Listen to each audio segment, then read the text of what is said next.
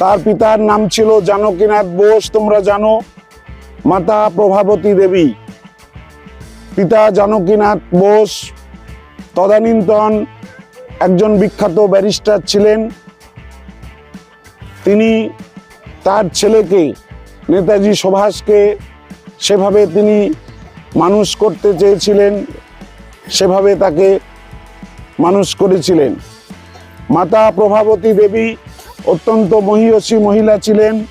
তিনিও ছেলেকে এমনভাবে মানুষ করতে চেয়েছিলেন যে ভারতবর্ষের অতীত ঐতিহ্য, অতীত যে গৌরব, যেটা ইংরেজ আমলে আমরা হারাতে বসেছি, এই সব গৌরবগুলো, যেগুলো অতীতের গৌরব, সেগুলো মাতা প্রভাবতী দেবী সুভাষের ভিতরে সেগুলো যাতে ঢুকে যায় সেই রকমভাবে তাকে সেইভাবে শিক্ষা দিয়েছিলেন। নেতাজি সুভাষের যিনি শিক্ষক ছিলেন, যাকে তিনি গুরু বলে মানতেন, বেণী মাধব দাস, তিনি অত্যন্ত শ্রদ্ধার সঙ্গে সুভাষকে মানুষ করে তুলেছিলেন। প্রথম থেকেই তার ভিতরে ইংরেজ বিরোধী বা ব্রিটিশ বিরোধী পরাধীনতার গ্লানি তার ভিতরে এমনভাবে কাজ করত যে তিনি সেটা সহ্যই করতে পারতেন না। তারপর তিনি এন্ট্রান্স পরীক্ষায় দ্বিতীয় স্থান লাভ করেছিলেন। অত্যন্ত মেরিটোরিয়াস ছাত্র ছিলেন নেতাজি সুভাষচন্দ্র বসু। তারপর তিনি আইসিএস পরীক্ষায় উত্তীর্ণ হয়েছিলেন। আইসিএস এর চাকরি তিনি গ্রহণ করেননি। ইন্ডিয়ান সিভিল সার্ভিস, তদানীন্তন ব্রিটিশ ভারতে ইন্ডিয়ান সিভিল সার্ভিস ছিল, যে ইন্ডিয়ান সিভিল সার্ভিস পরীক্ষায় তিনি চতুর্থ স্থান লাভ করেছিলেন মাত্র 8 মাস কঠোর অধ্যয়নের মাধ্যমে। অত্যন্ত মেরিটোরিয়াস নেতাজি সুভাষ। সেদিন আর ইংরেজদের অধীনে চাকরি গ্রহণ তিনি করেননি। ইংরেজদের অধীনে চাকরি করাটাকে তিনি অত্যন্ত হীন কাজ বলে মনে করতেন। তারপর তিনি দেশবন্ধু চিত্তরঞ্জন দাস, কংগ্রেসের একজন বিখ্যাত ব্যক্তিত্ব, তাকে বললেন যে আমি স্বাধীনতা সংগ্রামে যোগদান করতে চাই। তিনি স্বাধীনতা সংগ্রামে যোগদান করলেন।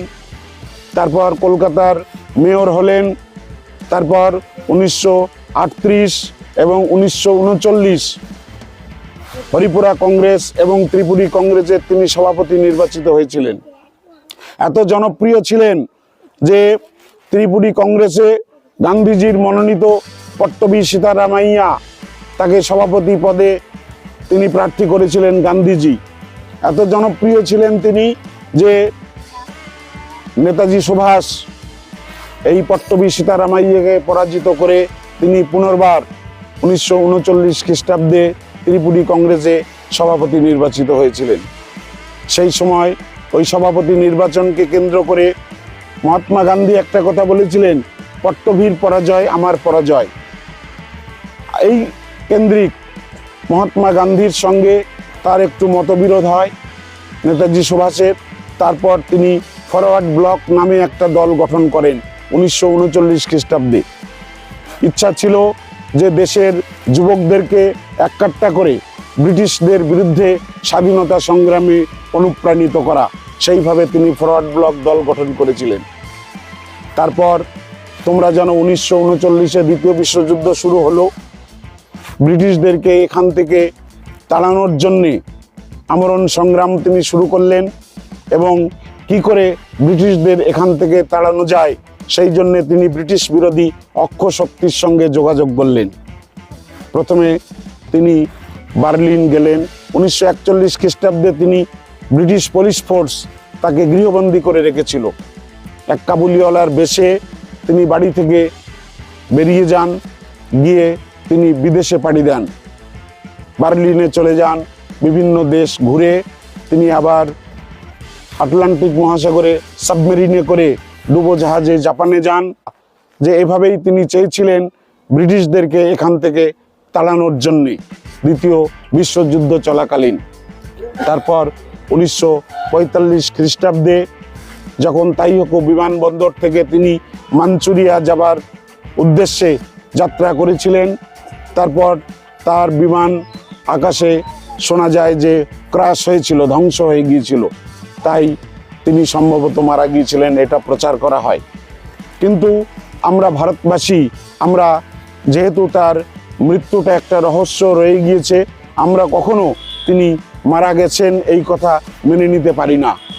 আমরা মনে করি আমাদের ভিতরে তিনি এখনো জীবিত আছেন।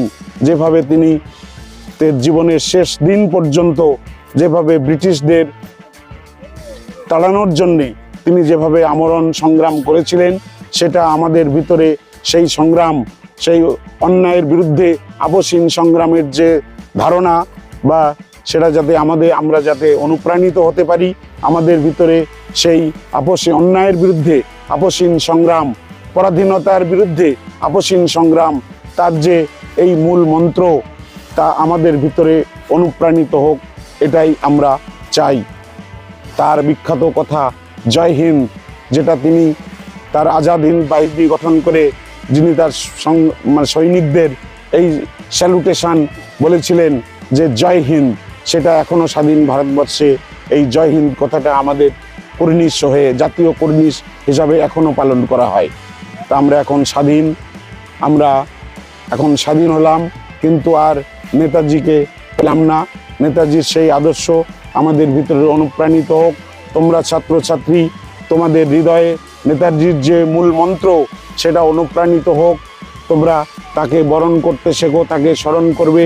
তার যে বীরত্বপূর্ণ আদর্শ, সেই আদর্শে তোমরা বলিয়ান হবে, আদর্শবান হবে, এই আশা রেখে তোমাদেরকে ধন্যবাদ জানিয়ে আমরা আপাতত এখানেই শেষ করছি।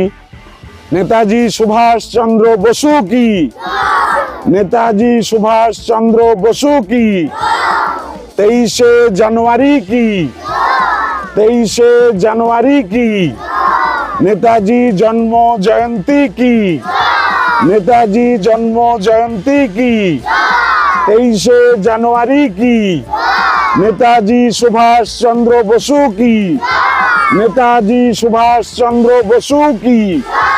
জয় হিন্দ, জয় হিন্দ।